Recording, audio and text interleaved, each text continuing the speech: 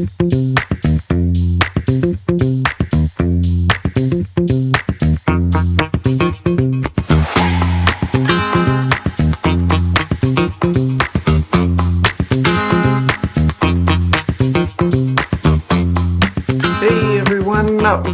to episode 89 of the Penciled In Podcast.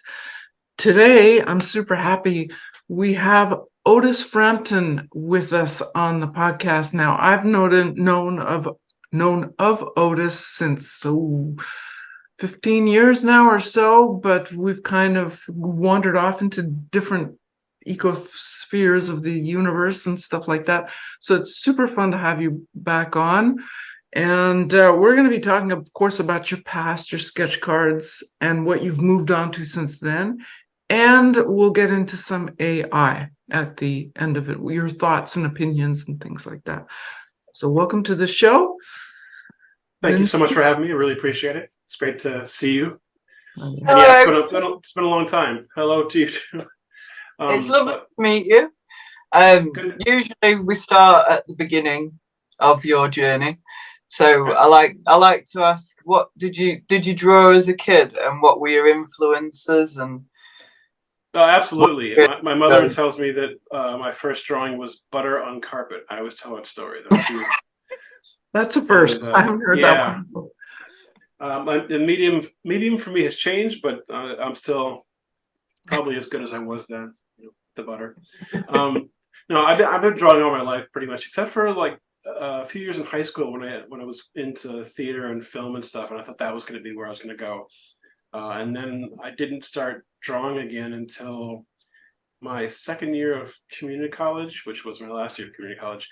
I happened to walk into a comic shop randomly one day after years of not buying comics, and I happened to walk in on the week that Spawn #1 came out. And I'd never seen the cover, just blew me away. I'd never seen anything like it. I didn't know who Todd McFarlane was. Opened the comic and was just like, wow. And immediately I thought, well, I think I need to do comics. I think that's what I mean, literally right there, holding the comic. I thought I need to get back to drawing. I need to do comics. And that's what I decided to do. That's what really got me back into drawing. Todd McFarlane's Spawn is awesome as well. I mean, I love the animated series as well. Whenever I put that on, I end up watching it all, start to finish. It was fun discovering his work, later in his career, because I didn't know anything about him with Spider-Man. So when I found out that he had done stuff before Spawn, it was great, because I could go back and find the back issues. But and what he's done for action figures as well, beautiful big statues, basically. Yeah. Well, everything before that was just basic, very basic, and it's like he made them how they look, and really, really sort of sent that on its way, didn't he?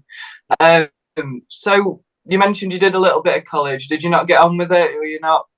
You're like, No. When I was in community college, again, I was actually studying film. I was in their little film program, and so when I got back into comics, or when I rediscovered comics, basically, I thought, well, maybe because I was really frustrated with the film process. It was still analog. It was still actual film. And it was very expensive and very time consuming. I thought maybe I could tell my stories with comics. Maybe I could, do that, because I'd have control over everything. That was my main impetus to get back into comics, was to refocus my interest in storytelling, because that's my biggest interest is storytelling. I call myself a writer who draws. Amazing. So were you always interested in storyboards and things like that for movies? And not really. I mean, storyboards are interesting to me, but that was never anything that I really got into. It was more about telling my own stories.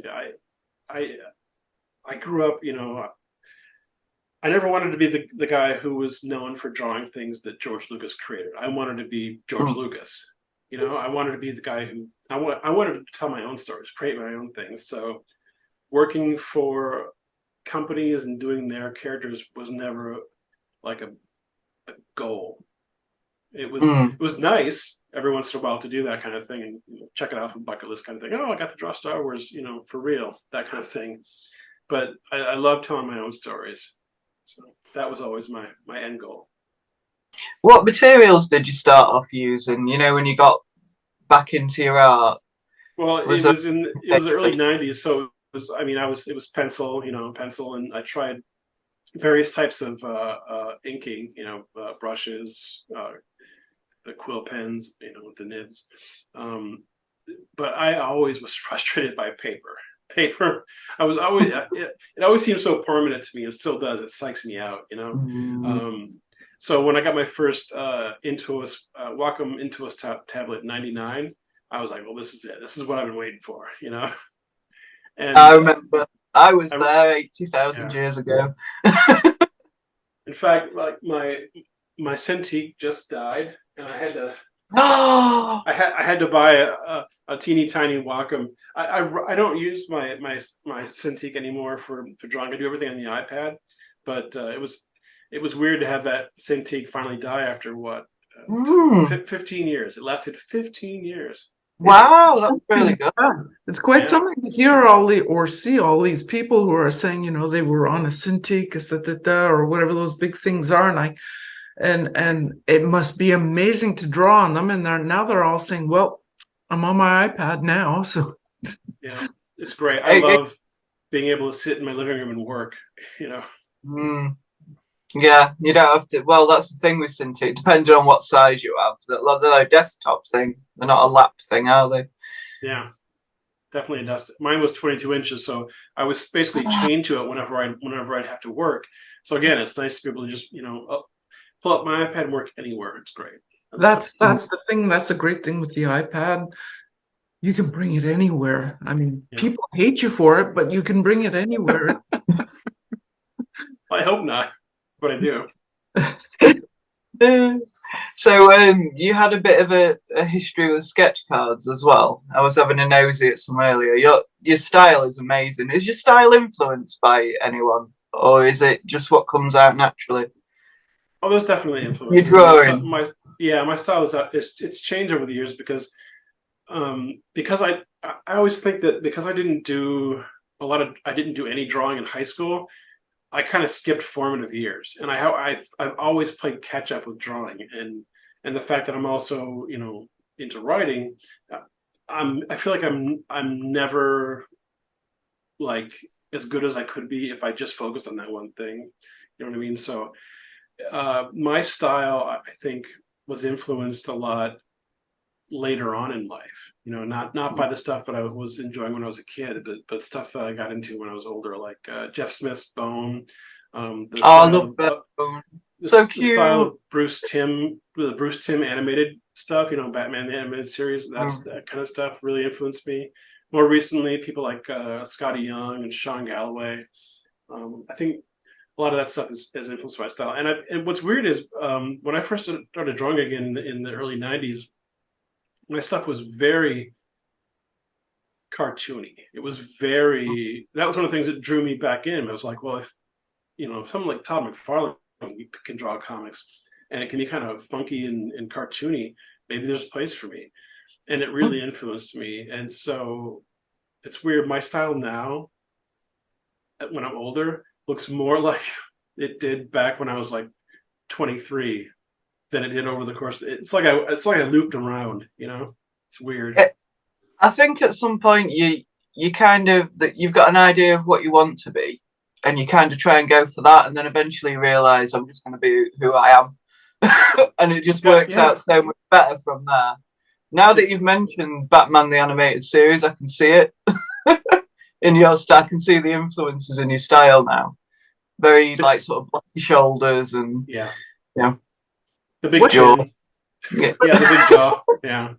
May I ask, what came first, the writing or the drawing? I guess it's the drawing, right? Did the drawing lead you to the writing? No, but for sure the drawing. Everybody as a child, we all draw. Some adults just grow out of it, so to speak. The storytelling came, the interesting storytelling came from my interest in Star Wars.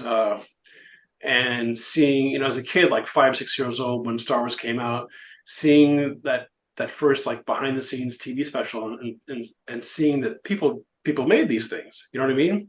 And that kind of what got my interest in storytelling. It's like, well, people do this, and I could maybe do this. And so I started writing, short stories, unfinished novels as a kid. All through high school, I wrote so many plays. And it helped me. That's what I did in like junior high and high school. Instead of drawing when most artists are drawing, in their spare time, I was writing all the time. And so I think that helped me as a comic creator. Not at least I had one of the two main skills that I felt confident about, whereas a lot of artists who try writing their own comics are always sort of psyched out by the writing process, and it freaks them out. Whereas to me, it's like, that's second nature. That's the easy part for some reason. Maybe because I did it, for so long and so much. So. Interesting. There's a lot of stories in your head. All the stories swimming around. I mean, do you ever get like there's certain comic books I've read. Have you ever read Filth? No, I don't think so. It's a very interesting comic book if you ever get to read it. But there's so many ideas in it that it makes it quite convoluted, and it's almost like the author's tried to get everything he's ever thought of in that one. You know what I mean? Well, it's definitely interesting. That's how I feel when I read things like Douglas Adams, Hitchhiker's Guide to the Galaxy. It's like he's throwing everything he can think of into this hilarious stew, Hold on a little bit. It gets a little difficult to follow. Oh, sorry. No. I mean the. You mean Hitchhikers? Oh, okay. Yeah. You read. I remember reading that, and it's like, whoa, wait, just let me catch up here. Board prefect. Yeah. Yeah. But your art often, of course, because you were working on sketch cards way back in the day. Your art always seems to tell a bit of a story, be it even if it's just one card with one scene or one character. There's emotion in there. You can kind of tell what it's feeling, and if it's a character, well, you kind of know why. And anyway, your artwork is very, very interesting for that. What was your first? Thank you. That's a goal of mine with illustration, is to always try to tell a story, even if it's a little one. I'm sorry, what were you going to say? Were you ever frustrated with the sketch card format? Like what? Actually, I'm going ahead a little bit. What was your first sketch card set? Okay, I got sketch cards in 2005. When I was 26, I joined the Air Force, because I was working as a waiter while I was trying to break into comics, and I felt like I was actually too comfortable making really good money as a waiter, and I was never drawing. I was always tired. I was always drawing, and I thought, well, I need to put myself in a place where I'm going to work even harder to get out of. And so I joined the Air Force for 6 years, and my goal was to work, at work, and then come home and only draw, only work on comics. And I did that for 6 years. And the first version of my comic, Oddly Normal, was actually published a few months after my enlistment ended, so it worked, but it was really difficult. So what also happened right after I got out of the Air Force is I was getting into meeting friends on forums, on the sketch card forums, and through that I got into my first sketch card set, which was Revenge of the Sith, and that was my first quote unquote pro gig as an illustrator, and that happened a little bit after my first comic was published. So it kind of all happened at the same time, getting into comics and getting into sketch cards. And after that, once you got on the mailing list for the sketch card editor, you were just basically, you could do any set you wanted as long as you were invited. Were you able to use your own style back when you were doing them? I was, but unfortunately, I got sort of, in my head about it and drew not in my style. And so I'm really frustrated by some of the early sketch card stuff I did, because I was more like, well, I guess I got to draw it like it looks, I got to draw more realistic. And I wasn't being myself, Nowadays, if I do sketch cards, it's definitely my own look. I don't compromise. Yeah. What was your first comic called? Oddly Normal. Oddly Normal. Oddly Normal. It's my creator-owned series. that I've now redone basically, and it's published by Image Comics. So I'm actually working on that right now. You realize it went currently. to, oh, wow, congratulations. Yeah. Thanks. Yeah. Thanks. I remember See a it right there. Kickstarter. Yeah. I remember you had a Kickstarter for, was it the first one? I'm not sure. Yes, I did. Like I said, the first version, it was published by a small company called Viper Comics, and it was a very compressed version of the first story arc that I had, and I was never happy with it. And luckily, the publisher gave me the rights back. He was a great guy, gave me the rights back, and I started to redo it. And I was going to do it as a self-published Kickstarter thing, but at a certain point, I had enough, and I'm like, I'm just going to, I had 2 preview issues printed up of the first 2 chapters, like they were individual issues, did it myself. And I thought, why not just try to pitch it to companies? So I sent 7 out, and I got offers from 2 companies for it. So that's why I transitioned from a self-published Kickstarter thing into it's actually published now. So yeah, I love it. So I'm interested. What kind of comic is it? It's an all ages comic. It's the elevator pitch is it's Wizard of Oz meets Harry Potter meets Monsters Inc. It's So it's fun. Yeah. I'm a big fan of Is it whimsical like Bone? I hope so. Oh, fantastic. So you say it's a whole series? How many? Oh, there you go. Oh. How many? I'm currently, so this was book 1. This is book 2. There's book 3. And there's book 4. Awesome. Oh, they look great. Working on 5 books. It's book 5 right now. So, does it have a conclusion, or can it go as long as you want it to go? I do have an ending for it, but I have a lot of ideas for in between too. So who knows when it could end? Well, if you're having fun with it, that's the most important part. Yeah. Did you? Like we were talking about Todd McFarlane earlier, and I always found it interesting how he self-taught.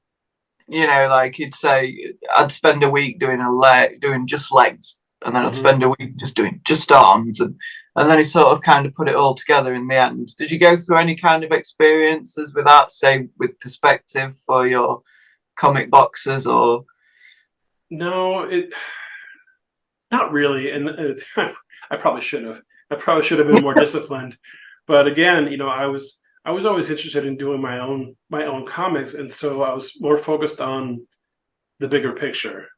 You know what I mean? Which is you got to know all of these different skills to put them all into making this one thing, which is a comic page and then a comic book. So is there anything that you started when you first started doing your own comic books with that you really struggled with, but now you're like, I've got that down, I know what I'm doing? That's a good question. The only thing that I wish that I was better at is my basic drawing, to be honest. And I struggle with that. I don't know. That's the one thing that always sort of it doesn't show in your kicks off imposter syndrome for me is the basic drawing. It doesn't show in your work. Your work is like being able to get expressions in a cartoon style and make it enigmatic. And I was looking at some of your digital work, and you've got your background and your foreground and your colours, and it looks great. Well, thank you. I wouldn't feel like an imposter. I think we all kind of do a bit, though, don't we? Everyone does, yeah.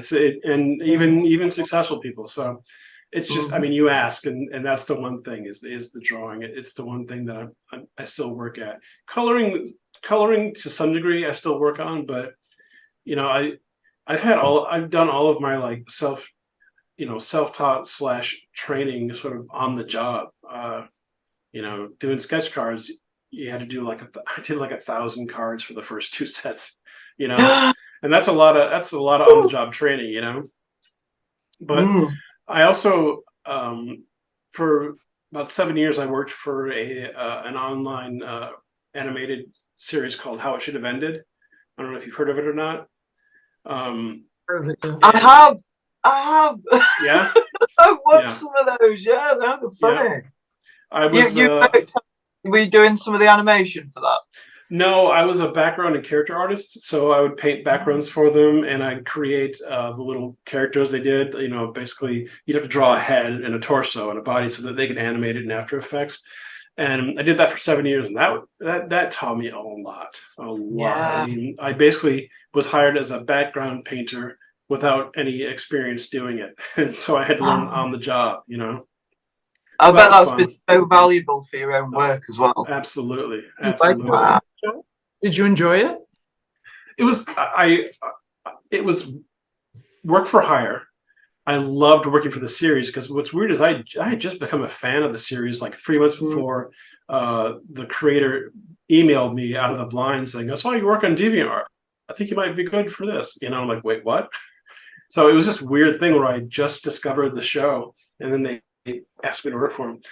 The most fun I had working on How It Should Have Ended was being a fan of the show and seeing what they did with the stuff after I gave it to them. You know what I mean? Seeing the final animation, because I wasn't part of the animation. They have a little studio down in Texas, and I live in Minnesota, and so it was a long distance work for hire thing. But it was fun seeing it all put together. Wow. That's ace. I love it. So, what was I going to ask now? My brain's gone blank of you. It'll come back to me. So when you were working on that, that's after you had started Sketch Cards, obviously. So had you stopped by then, or? Yeah, How It Should Have Ended basically took over a lot of what I had been doing prior to that. It was 2011. I was earning a living basically doing commissions. Both sketch card and like traditional and digital commissions. Every day I would work on commissions all day long. And during that time I had my own show, Ustream, back on Ustream. Remember that? And I did it almost nightly because whenever somebody would order a commission from me, I would do it live on the show. And that was I learned a lot there too. But yeah, so How It Should Have Ended work basically took over a lot of sketch card commission work and took me away from that, which I didn't mind so much. I had done so many sketch cards, thousands and thousands of sketch cards. You know, and for some clients, I did hundreds of cards. One client of mine, I think he got up to like 50 or 60 just Twilight Zone sketch cards that I drew based on specific episodes, and he'd send me like all this reference for it every day. But I did so many sketch cards, I couldn't even tell you. I forget about sets. Sometimes I'll see pictures of a sketch card I've done online and be like, that looks familiar. But I won't remember it, you know? You ever had that? Yeah, totally. Yeah. I don't remember doing that one. But you started before I did, but you also left before. Well, I'm still in it. I'm still am, but I mean... glutton for punishment, you, Ingrid. Except now I'm a little bit on a different side of it. But anyways, do you feel like your time with sketch cards was worth your time? Oh, absolutely. Absolutely. During that time, that was like I said, a lot of artists, they do their formative stuff when they're a little younger. Sketch cards was my sort of high school experience in a certain way. It was me working through all the issues of my style and working through issues of how to draw certain things because I had to on the fly really quickly and get it out the door.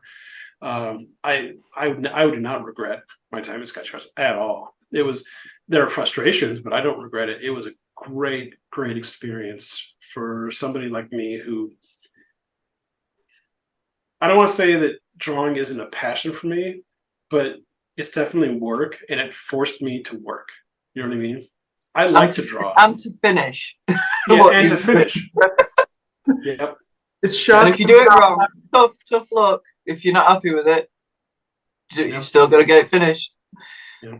That's one thing I loved about them. It just gets you over that hump because you get so nervous about it, don't you? Like the question I was going to ask you earlier that I forgot.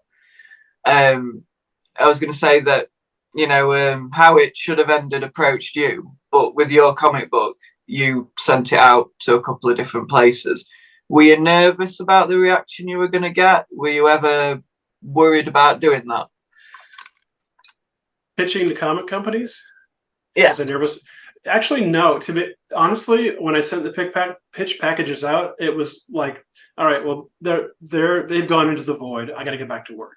I never expected the companies that I pitched to respond, especially Image, because Image isn't known for doing all ages stuff. They're known for a little bit more gritty kinds of comics, especially nowadays. So when I got the email and it said Eric Stevenson as the sender, I'm like, what? That must be. I don't understand. That must be fun. You know, it was. I could not believe it. I really could not believe it. And it was a dream come true because, like I said, the first comic that got me back into drawing was Spawn. You know, one of the first Image comics. I can't believe that my comic is an Image. I really can't. So it's so. I love it.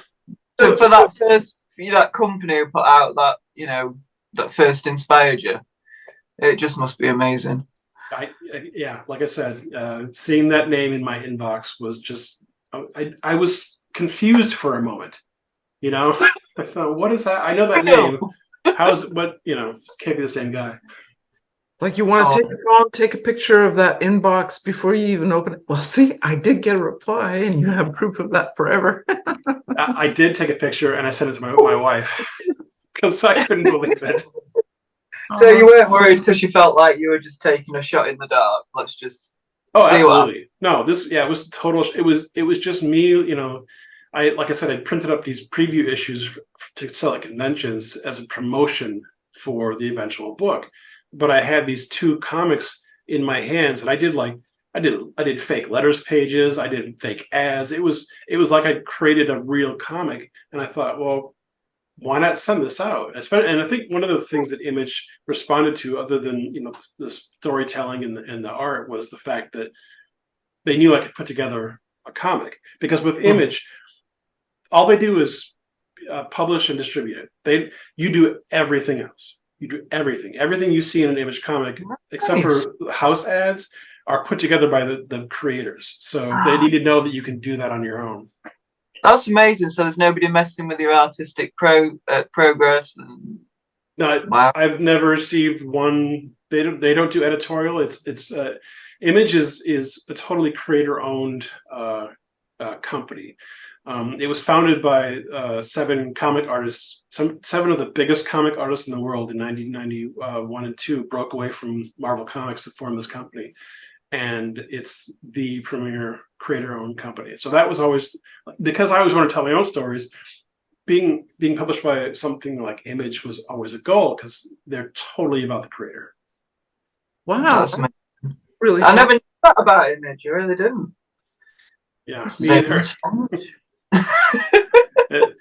Yeah, that was of the 7 companies I sent pitches to, Image was the one that I was for sure certain would never even respond. I think they had a gap just for you, didn't they? Yeah. Well, I was lucky. The right person saw my pitch and brought it to Eric. So, and I knew who that person is, and I thanked them. Well, who knows what the reason was, but that's like outstanding. But the whole concept then of Image, as you were just telling us, it's creator owned and everything. So I guess they kind of leave you alone to write the story you want to write. That must be every creator's dream, You need to create what you want to create without being told, no, it has to be this, it has to be that. That's awesome. Yeah, there? It is. It is. And what's even more amazing is before I decided to self-publish it, I had a literary agent for a few years, and she shopped it around, and we almost got it picked up by one of the big book publishers. It went through the entire process up the chain until it got to the marketing department, and the marketing team was like, we don't know how to sell this. But during that time, during those 3 years, I wasn't able to create anything new other than potential material for the publisher, and they were constantly tweaking it, constantly changing things, and it was slowly becoming something that wasn't you. It wasn't me. Exactly. Mm. So when they finally passed and my agent dropped me, unfortunately, it was I was like, well, I got to do this, so I'm going to do it my own way. And turns out you didn't need them anyway. Best thing that could have happened. Creatively, yeah, great. Yeah. I bet at the Randomly, time great. it was like, this is what we need to learn. There's going to be, highs and lows. Got to get over the lows and carry on going, and something even better might come along, like Image. Well, Amazing. it was a dark day for me when they Mm. passed, and she said, "Well, that's all I can do. I've done everything I can to try to sell this book," and it was a rough day. Oh. But now I got this. So So you're still with Image, correct? yes, yeah. So For Oddly Normal, yes. Broadly normal. Do you have so you're pretty much on your own track right now that you kind of sort of laid out for yourself? Do you have future goals, or do you have a direction that you're aiming for in your work? To make more comics, yeah. To get, I would love to get Oddly Normal turned into like an animated series, and it's been optioned several times over the years. One of the last times that it was optioned by a production company, we got so close. We got so close. We had studio space. The production company had studio space. They were developing new motion capture technology to do the animation. We were doing tests. We built a trailer. There was animation, and then the president of the company died. And, What? And sorry. His children decided not to continue the company. It was just like, oh no, yeah. Oh. So that's a goal of mine, is to make that happen, because I've been involved in trying to make that happen for the life of the property, basically. Even back when it was with Viper Comics. Isn't that such a dream to have an animated series? Like, I'd absolutely love that. Well, you think? I mean, you'd think that it was like, it's custom made. Look at that character. Come on, picture her moving around. Yeah. But that's a goal. Have you thought about having like shorts, if you can find any animators to do like shorts to kind of get people interested and gather an online following? If you maybe bits. I'm sorry, you were breaking up there for a second. You're asking about doing animated shorts, or Okay. Yeah. I've considered it, and part of me wants to do it on my own, like to try to like make put together an animated trailer and use that to try to get representation and move forward that way. We'll see. And so they can do quite well when it's just like a small snippet of a funny joke, and that people resonate with that, and then it, goes on and on. But yeah, just to kind you're totally right. With these companies, it's good to be able to show them, look, this has got that following, and people are more likely to watch it. Well, I've been lucky with regard to companies wanting to option the material to try to develop it as a TV show or movie. It's always come to me, the same way that How It Should Have Ended came to me, and I haven't had to like find an agent or something to try to shop it until like a year and a half ago was the last time. I think it was a year and a half ago, maybe a year ago. The option. It was exactly a year ago. The last option ended, and now I'm in a position for the first time where I'm like, maybe I need to find an agent because I don't know how to do that. Your work obviously has interest, seeing as you've been you've been shopping your stuff around. People have been shopping your stuff around. You obviously have interest in your work. It's going to go somewhere, that's for sure. Yeah, just got to find the right path, Finding the right path, which will certainly come to you because you're putting yourself out there so much, which is fantastic. So you don't see yourself, I hate to bring this back to sketch cards, but I knew you were going to. You don't see yourself coming back to sketch cards at all, do you? Even with Oddly Normal, like, I don't know. Well, I mean, if there was ever an Oddly Normal, trading card set, I'd probably do sketch cards for it. Obviously. Would you ever consider making Oddly Normal trading card set? Would you ever consider making your own Oddly Normal trading card set? You could do it on your own if you wanted to. Yeah, I don't know. Again, because it's creator-owned series at Image, there's so much work that goes into not, above and beyond creating the comic. And I do everything on the comic. I'm the writer, I'm the artist, I'm the colorist, the letterer. I have to do all the production stuff for it. And then there's promotion. I've found I've had to rein myself in terms of scope with the project, unfortunately, just to get the basic pages done, So things like that are always, I'd love to do that. I would love to do this, love to do that, love to, but it takes so much time, and I'm a one-man band. Well, that brings me so many hours in the day, isn't there? I'm sorry, Lindsey. This actually reminded me, it's a question we have asked a bunch of other people. Seeing as you're a solo creator, as are Lindsey and I, you have to manage all the different hats of your job, and you have, especially you have so many different parts. You do everything, really. How do you manage all that, especially since you've had health issues lately? And how do you manage to build the ship, market the ship, create the ship, figure out where that ship's going to go, steer the ship ad infinitum? How do you manage to do that? Well, calendars and daily to-do lists are helpful. When you start doing comics, you start making comics, you learn how much time it takes to make. And so you get, when I basically schedule out working on a comic book or a chapter of one of my books, I know I can do one process a day. The process being penciling, inking, coloring. Those are the three main processes. And I can do one process a day for each of my comics, each of the things I'm working on. If I was only doing one comic project, I could do 3 a day, which means I could do a page a day if I really tried. And you learn how to schedule that out. You learn how to manage time. That's one of the biggest talents that you can have, or skills you can acquire as a solo creative, is time management, because it's always going to take twice as much time as you think it is.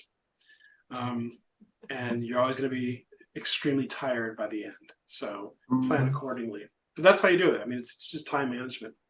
How do you deal with that? Sorry. Do you find you're okay, like, just doing the pencils for that day, or just doing the inking? You can stay focused and carry on, or will you jump around, maybe do a bit of colouring, bit of inking, bit of penciling, or does it depend how you're feeling that day? For Oddly Normal, I jump around a lot, and it's a privilege to be able to do that, because I know where I'm at I have this sort of template that shows me where I'm at with the entire process, and I can fill in slots. For the 2 webcomics I do for my my newsletter, they're newsletter exclusive webcomics that I've been behind on because of my health issues, but it's another story. For that, I have to do it in in a certain order to get it done, so it has to be pencils first, inks next, colors and letters next. It has to be that. And so it's much more structured. But with Oddly Normal, I have the privilege of being able to say, I'm just going to do the pencils for this page today. And one of the things I like about doing that is that sometimes I don't feel like I'm ready to draw a certain page in the comic. And so I can come back to it later when I feel more comfortable. And that way, it doesn't feel like, as you're reading the series, that the artwork gets a little better as you go along, because it's, the good and the bad is mixed in. That's the way I look at it, You know what I mean? It's like the older artist is sometimes at the back of the comic, and the newer artist is sometimes at the front, So it's I like doing that. So what do you do for do you have Oddly Normal seems to be really your pet project, something you can do to please yourself, which is always, it's almost necessary when you're a creator. It sounds frivolous, but it really isn't. You can't create what you really must create if you don't let yourself have a bit of fun here or there and everywhere. So do you have something besides Oddly Normal that you can just be like, I'll do whatever I want with this? Is there anything? Well, I do lots of just fun illustrations that that I want to do, just to sort of fill Instagram and Twitter with new stuff. fan art, various projects. In March, I did, how sometimes they'll have March themes where you do like one type of thing each day, like in October. But for March, there was this March of Robots thing going on for a few years. And I'm like, I'm going to do the March of Dragons this year. So I drew try to draw a dragon every day. So I do things like that. That keep me interested in doing art. And every once in a while, I'll get to do commissions still. I don't do many commissions, but I'll still do commissions. And like I have this one client. He's been around since the sketch card days, but now he gets bigger commissions, and he's great because he'll be like, do something Star Wars for me, and I'll get to do whatever I want for him, and it's great. Oh, that's like what you do is the amount of dedication is amazing. Like to do a comic book and then keep doing them, because I know when I'm doing art for a trading card set. By the end of it, I'm so sick of doing the same kind of character over and over again. So yeah, it's very admirable that you can keep. I mean, obviously you have to be passionate about your characters, and you've obviously created a world. Does that help keep you going? Oh, that's everything. It's everything. I mean, like I said, I think of myself as a writer who draws. So the storytelling is always the most important thing to me, and that's what keeps me going. It's like I want to tell this, then I want to get to this part of the story, then I want to get to this part of the story. It's not necessarily about wanting to draw specific things, especially with Oddly Normal. There's a lot of stuff in there that the artist in me would rather not draw, But the artist is like, sorry, you got to draw it, because that's the story. But are you excited to see that your stories play out visually? That's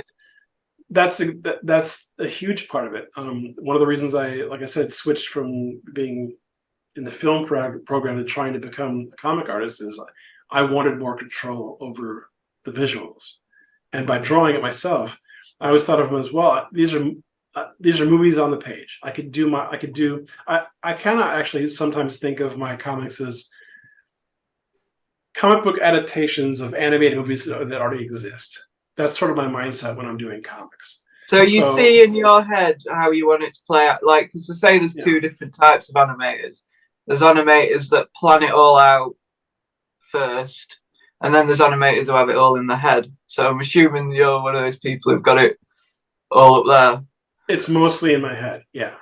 Well, I don't have to do a lot of like iterative sketching of pages to get layouts right, because it's already there. You mentioned storyboarding earlier, and even though it's not something I've ever wanted to do, that's kind of how I think of my approach to comics. It's really a storyboard approach, because I'm thinking of it shot to shot, sort of. That's sort of how to pick out the most striking bit of what you're doing. Yeah, and my pages don't get a lot of.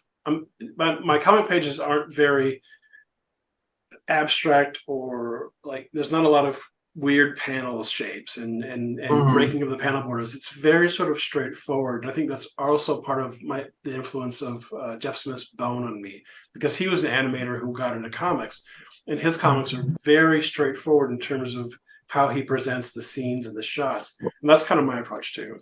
Well, it can get a little bit confusing when you try and get too clever with it. I mean, yeah.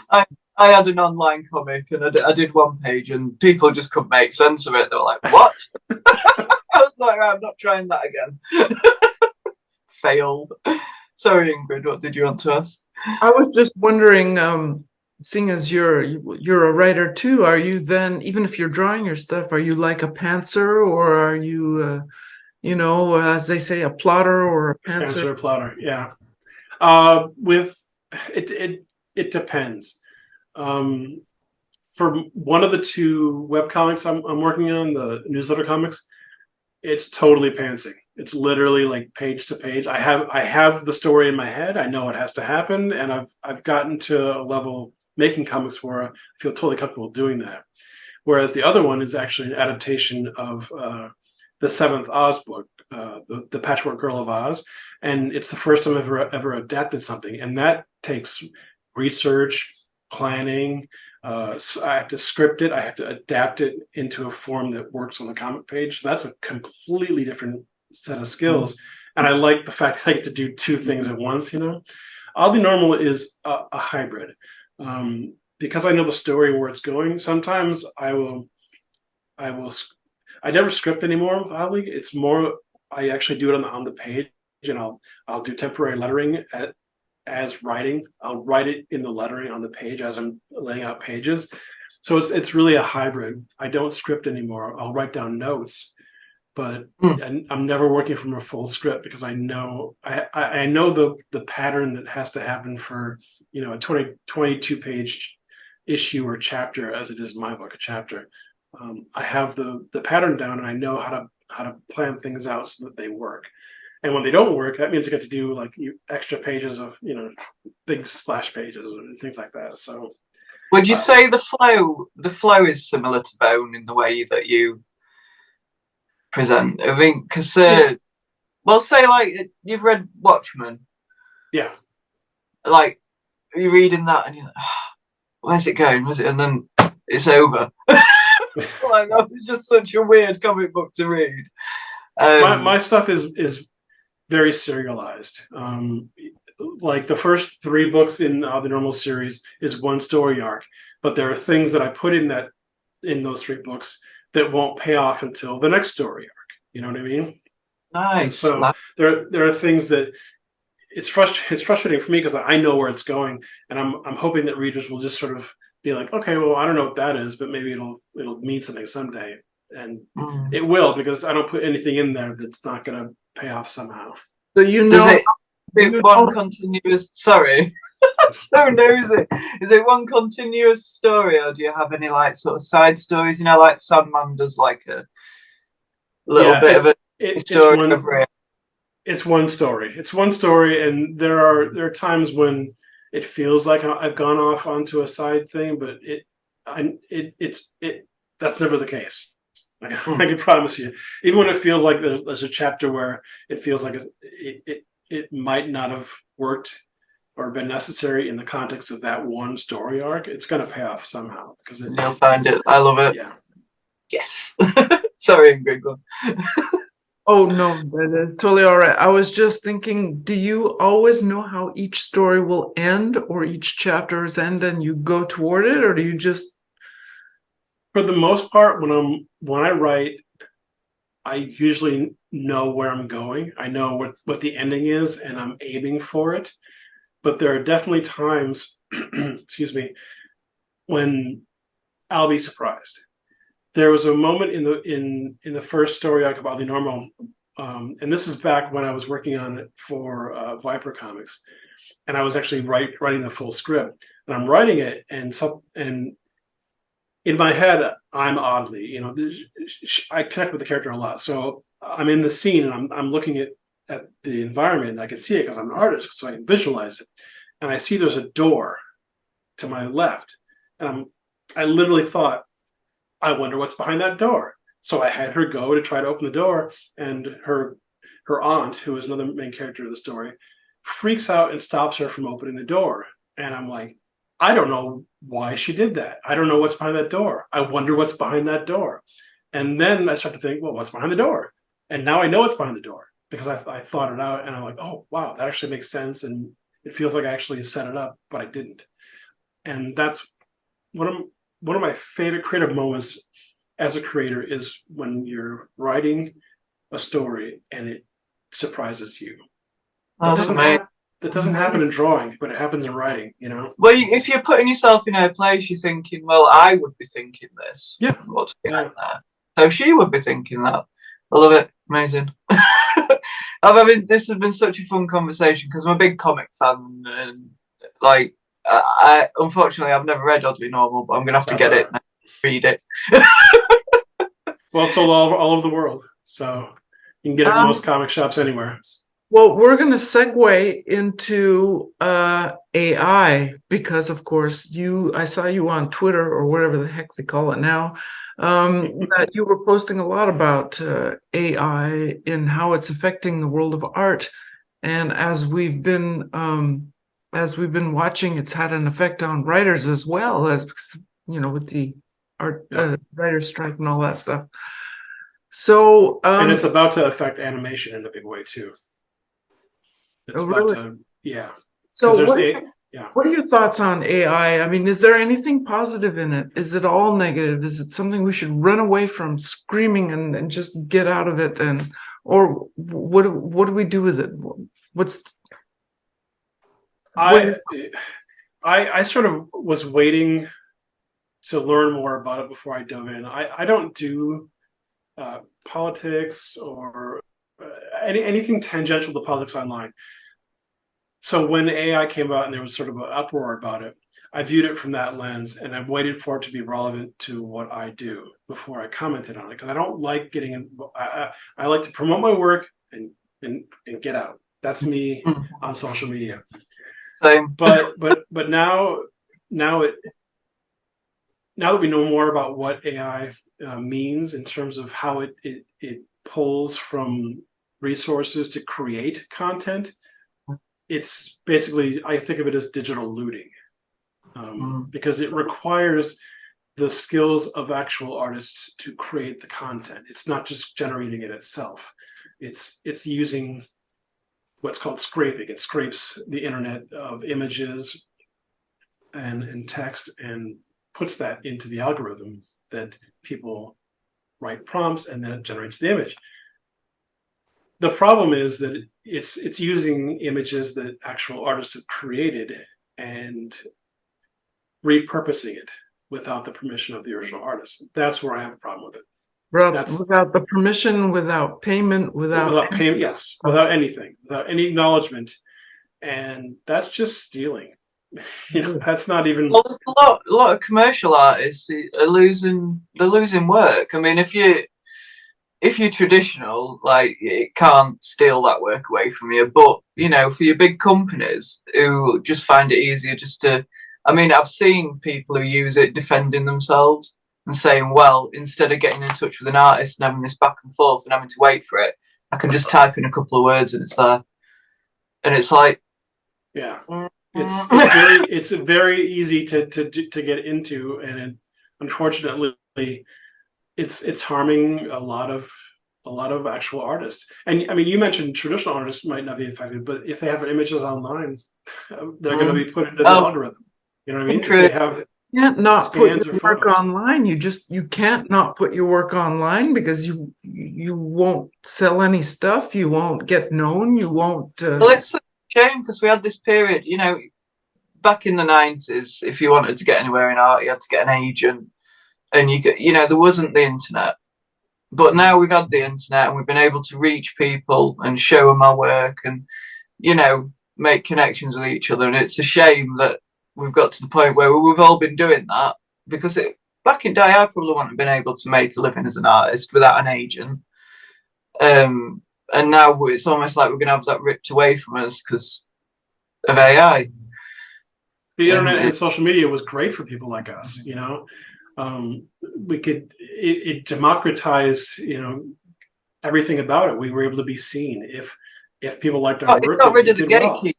Yeah, exactly.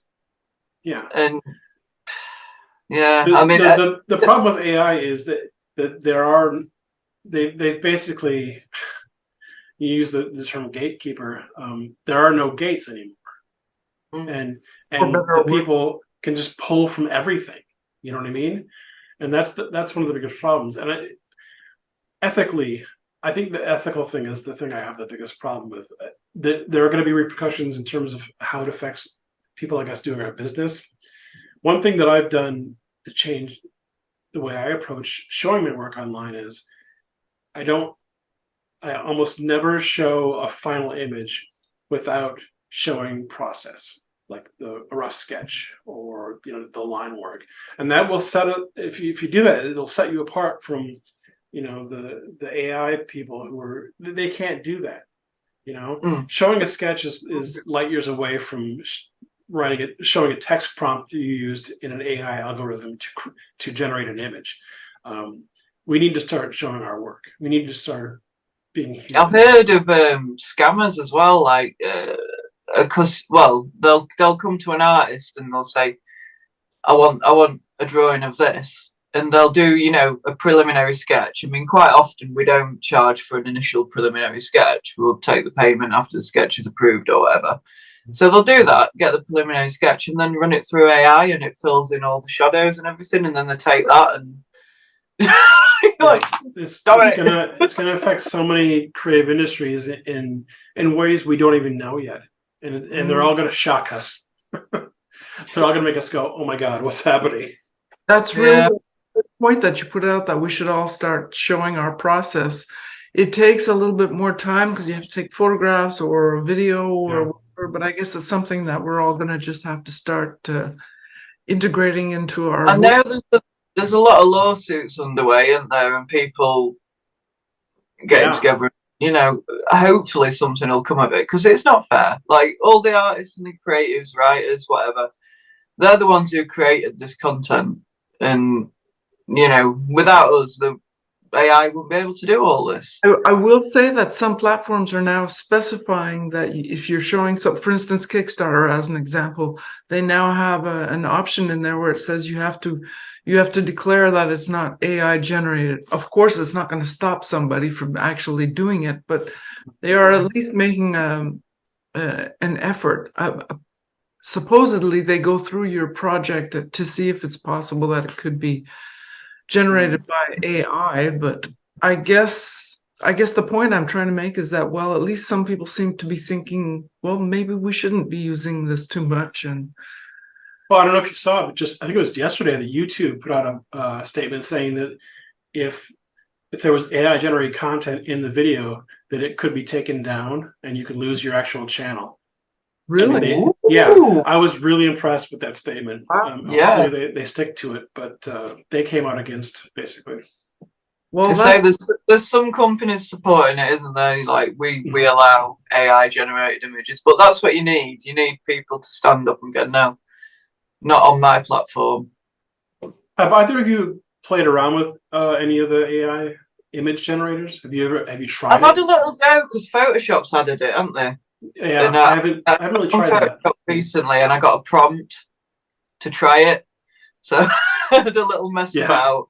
I just put a cat in a field or something, and I was like, all right. I haven't bothered with it since, because I don't need it. But yeah, I mean, sure, I did try I'd forgotten about that. Photoshop has a little, it's a little bar, I think, at the bottom, and if you want, you can have like a photograph or something, and you can change it and all that. So I did play with that, actually. It looks terrible. It looks absolutely... But on top of that, it's really scary, because apart from art and writing, it can copy people's voices. Oh. And get them to say whatever. And so how do you even know if anything's real anymore? Yeah. Like, I've got this audio, and everyone's after each other so much to try and demonize each other. You could just come up with a little clip of anyone and make it sound like they've said this, that, and the other. Yeah, we're entering an age where you can't really trust images or sound anymore. Whereas maybe a few decades ago you really could. You can't anymore. No. You got to question everything. So it's difficult. Just existing. It really is. I would love to see an Otis Frampton book question everything. You have to have one of your characters. I try to tell stories that are escapist. I'm really all about escapism, because the world is so weird anyway. We don't. I want to be the kind of creator who puts positive stuff out in the world. That's another one of my sort of mission statements is I don't do a lot of negative. And I know these days I don't even watch a lot of like movies that I think might be a little bit too dark, because I want to be happy, I like dark, but I don't like sad. I don't like sad. Have you seen Grave of the Fireflies? I have, yeah. Oh my God. Like, never again. Like, beautiful animation, never again though. It was just sad. Yeah. I mean, I put off watching Schindler's List for the longest time, because it was so sad. And I watched it and I was like, Grave of the Fireflies, I found that worse than that. Like, but yeah, I like comedies. My wife still hasn't seen Schindler's List, and she's like, "No, I'm good." She never saw it, and she won't. So yeah, I think I built it up in my head to be worse than it ended up being, if you know what I mean. I was expecting. I actually watched The Handmaid's Tale for, I think, three seasons, I think, and then it was like, okay, I just can't anymore. I can't. Yeah, it wears on the soul, or whatever you want to call it. It becomes almost a job to deal with the emotions that these things give you, and it's like, I worked all day long. I can't. No. I think it's how easy you get sad, isn't it? I think I don't know if some people need more to be able to feel sad, but it doesn't take me very much at all. So that's why I go after comedies and animation and things like that. Okay, well, this so we're going to have to slowly start winding our way to the door here. AI, it was, I don't know, that's really what made me want to reach out to you, because I've seen so much of your stuff and have known you for so long. So I'm really glad to know what you think about the AI thing. Do you think it's a hopeless future for us illustrators and artists? I don't do doom and gloom. I don't think anything is hopeless. There's always a chance, but it's so overwhelming right now. We're just at the beginning. We're just at the beginning of understanding how this is going to affect us. What would you like to tell the people that are watching this right now? In terms of about AI, don't stop working just because you're afraid of what it might do.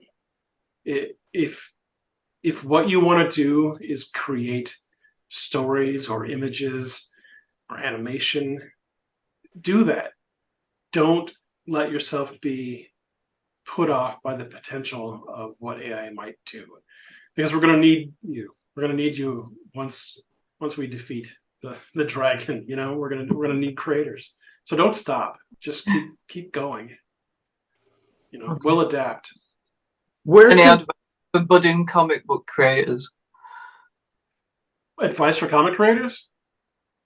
Oh, I have solid advice for that, because I get asked that all the time at comic conventions.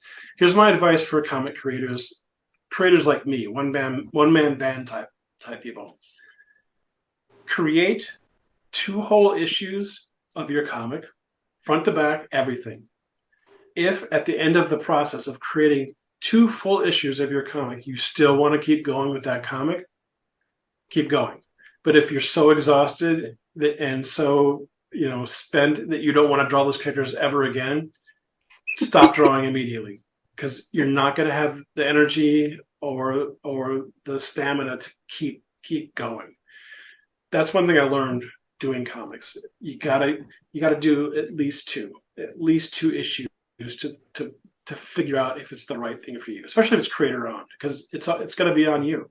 It's not like work for hire where you can just find another job. So that's great advice. That is good advice. Absolutely. And actually, it's advice that we can apply to many different areas. It's like I've already said, I do 45 card set and I've had enough. I used to want to do comics when I was in my 20s, but I'm just not cut out for it.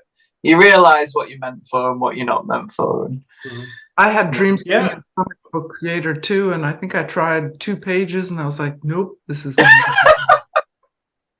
Yeah, it's a different type. I mean, it's not for everybody. A lot of artists who read comics think, I draw, I like comics, I should do comics. But it's not that simple, because it's a very specific thing, and you're going to spend so much. It takes me a full day of work, probably 8 to 12 hours, to do an entire page. Full, pencils to colors to letters. That's a lot of work on one area this big that the reader's going to go like that and then turn the page. You know what I mean? It's a lot of work for 30 seconds of story. Especially if they're really enjoying it. I remember I mentioned Sandman earlier. I used to go through like the side stories, like getting back to the main story. And like I went through it like a few times and found new things I didn't see first time. So I just rushed, trying to get back to the main event. Yeah, it's a lot of work. A lot of work goes on into those pages. Where can people find you online if they'd like to find your work? Where you're going to be? I don't know if you're on Facebook. Facebook Facebook is like one of the few that I don't do anymore. I kind of jumped off in 2017. Haven't been back. But I'm Otis Frampton. One word: OtisFrampton. Pretty much everywhere. Instagram, Twitter, X, Threads, Blue Sky. What else is there? YouTube. I'm Otis Frampton everywhere. Are you still on DeviantArt too? Well, I mean, my page is still there, but I've stopped updating DeviantArt. I think what's funny is when I was living off of doing commission work, mostly digital commissions, it was DeviantArt that I would post everything to, and that's where How It Should Have Ended found me. But once How It Should Have Ended found me, I stopped posting to DeviantArt because I didn't have time to do that kind of thing, and that kind of fell off my radar. These days, Instagram and Twitter are my main promotional tools, and my newsletter. So it's funny how DeviantArt's kind of died, isn't it? Like, I used to be on DeviantArt a lot, and it was a big deal. Community, and then it kind of got full of adoptables and all this kind of. I don't quite know what happened with it, but I'm back in the past year just to see, because I used to post all the time there too, and it's like I can't find anything anymore. It's all changed, and there are ads everywhere, and it's. Oh really? God. I've not been back in a long time, but it's a shame that there isn't that kind of hub for artists anymore, because it was so great when it was in its heyday. It was really, really great, but it's fun. Yeah, these days you got to cultivate your own sort of space. You know what I mean? I think one of the things that actually, I'm sorry to go back to sketch cards, is sketch cards was great for me because it helped me build a base of, I don't want to say fans, but people who were interested in my work, through doing sketch cards. That's how I built up, sort of. And you were on Scoundrel too. Oh yeah, that was the place to be for sketch card artists. That's where I, got most of my clients who eventually became commission clients. Yeah, it was a really big deal back then. Yeah, it was great. It was a neat community too. So you're mostly like, I visited your website is awesome, by the way. It's like clean. It's simple, but everything is there. Did you make that yourself, or did you get somebody to help out? I think I go through Carbon Made. Is that? I should know what my website is. I go through a company called Carbon Made, and you said that it's really simple. That's one thing that when I redid my website was a goal. It's like, I want to make the cleanest, simplest website. I don't want a lot of clutter. I don't want. Well, it's easy to find everything. That's what you go to a website for. You want to find stuff, and if there's I tend to clutter. I clutter everything. My studio's a clutter. My everything. I clutter everything, and now I'm beginning to understand the power of simplicity. Just And my last word before we leave, I'm going to bet that you are a fan of lists. Is that correct? Say yes. You are talking about an app or just in general? Lists in general. Yeah. Well, yes, absolutely. That's actually one of the things It sounds stupid. I make lists for my writing. Like, most of my writing these days, is done originally, or the first draft of anything is done in the simple notes app on my iPhone, and I'll just make a list of this happens. Oh, don't forget to add this to that. That's how I write now. So I love the notes apps. I use it all the time, and the reminders. Like I used to have an agenda that you write everything down in. And I still love that because I had space on the side where I could just sketch and doodle and do stuff like that. Whereas, of course, on your computer or your, on your iPad you can, but, on your computer you can't. But the simplicity of the reminders thing is just like ding, ding, ding, ding, ding, ding, ding. I can put colors because I like to see things sparkly in colors and stuff like that. But otherwise, it's all right there and it's cool. And the power of lists, Lindsey, is amazing. I do paper pencil lists. You cannot find them. You can just never find them. Well, no, that's true. If you saw when the iPad zoomed out then and showed some mess back here, the rest of the studio pretty much looks like that. But I find it eventually. One of the things that I was searching for a great calendar app for the longest time to keep things organized. And ultimately what I did was I created my own file in Procreate so that I could think of everything in terms of the way I think of an illustration with layers. So I'll have a layer for like commissions, and a layer for comic book work, and it's all my calendar is right there, the first file in my Procreate app. So I did that because it helps me think of things easier, because I'm always thinking in that digital space anyway. So you consolidated your information into one app instead of having it in this app and that app. Yep. See, that's what does my I agree with you, Lindsay. Having things all over the place is just bananas. I totally agree with that. I never thought of using any app like that, but with the layers, it's kind of like what a good idea. I could do that in Photoshop. What a good idea. Yeah. Well, I mean, that's the headspace I was in anyway, was thinking of layers. So I'm like, why don't I just make my own calendar that I can constantly update with various layers and groups and things, and treat it like it's a Photoshop document, You can draw little characters on it. You can draw, yeah. With the brushes you want to use. Ooh, I have a new toy to play with now. Cool. All right. Well, thank you so much for having come on, Otis, and I wish you the best with smooth sailing with your health issues. I hope it all goes super well. Thanks. I hope possibly you might want to come back on maybe next year or something like that, if you have some new projects coming out, new image announcements or something like that. But regardless, I'd love to. Thank you so much for having me. If I do have new stuff, I would love to come on and talk about that too. But I just like talking too. Well, so do we, obviously. We obviously love to talk to. We are yappy. That's part of the job, I guess. Anyways, thank you so much. Lindsay, do you have any last words or questions? Not really. This has been awesome. I've had so much fun. It's nice to talk to somebody else who likes comics as well, and they know what you're on about. And comics comics is way better known than sketch cards, but comics, I guess, are maybe finding it a little bit tricky these days as well, because now everything is like online and digital. Yeah, the business I don't enjoy reading them from a screen. I really don't. I need the book. Oh yeah, I've basically transitioned to fully digital. I'll still buy,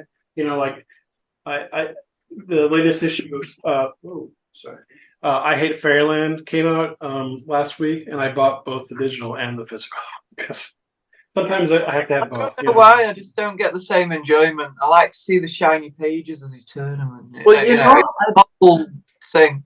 I'd love to have you back on actually to talk about that, the digital and the print versions, because print versions can still be very collectible.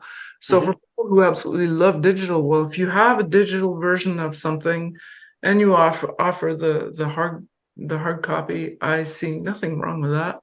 Yeah. As long I'll not to get too deep in the weeds, but I'm constantly surprised when I get my I get biannual statements of sales and stuff from Image for all the normal books. I'm always shocked by the amount of digital sales there are. Always shocked. It's catching on for sure, because I'm always surprised. That should have been something we spoke about.